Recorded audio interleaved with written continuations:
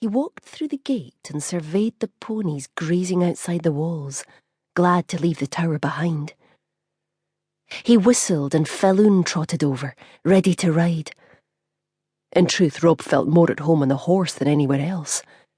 The ground beneath the pony's hooves, the land itself was home to him. He was part of it. Hills, moss, rocks and soil. Kin to the earth, he sometimes thought, and not to men at all. But that was the way of all Brunsons, since the first. A Brunson was of the land, of this land. The other half of him, the half some men found in mates, that half was in these hills. None would force them asunder.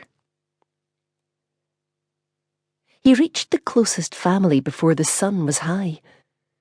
Bleating sheep milled about and a well-trained dog tidied the edges of the flock, responding to his master's whistle. Rob nodded to the man. All well? Not to suggest Fingerless Joe needed help, simply to be here if he did. Aye. A new lamb, wobbly on his legs, stayed close to its mother. Rob swallowed. The little one, strong enough to move to high land come June. The man shrugged. He will, or he won't. Rob looked away, towards hills that blurred before his eyes. It was the way of things. Weakness meant death, for man or beast. He looked back at Joe, clear-eyed again. Any sign of Storwick's? Another shake of the head. Next week, then. Rob pushed a knee into his horse's side and the beast turned, obedient. No sign of them that Fingerless Joe might see. Rob would look for himself. By midday, Rob was high above the valley where a hoof-worn track wound across the hills and over the border, one he knew well, as did the Storwicks. He rode across the border and back, looking for fresh horse droppings. The path was clear, so he returned to his side of the hill, dismounted, stretched out on the ground and gazed down on the valley that was his. Clear this day. Clear as he'd seldom seen. He could see all the way to the tower, thrusting up strong from the greening grass. Tempting to a Storwick, aye, but there was no weakness there. Not now. Something shifted. The wind. A scent. A sound. He stiffened, alert, and turned his head.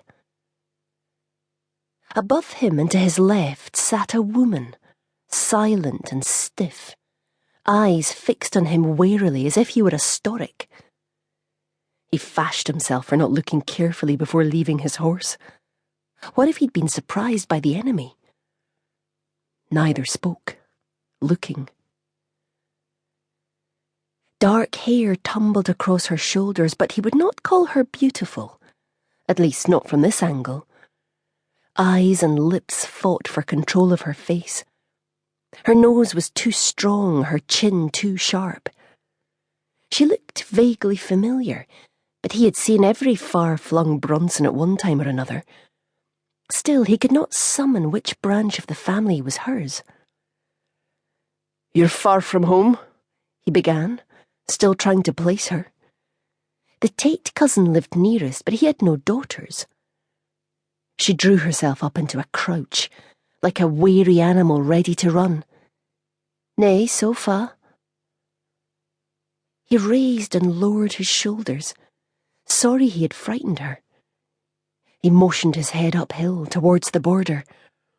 Storwicks are no more than 5 miles away.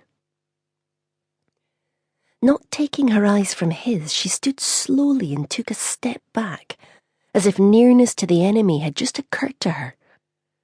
The blush on her cheek paled. Have I crossed the border, then? Nay. He rose to his feet, uncomfortable that she stood while he was stretched out on the grass. What was the strange...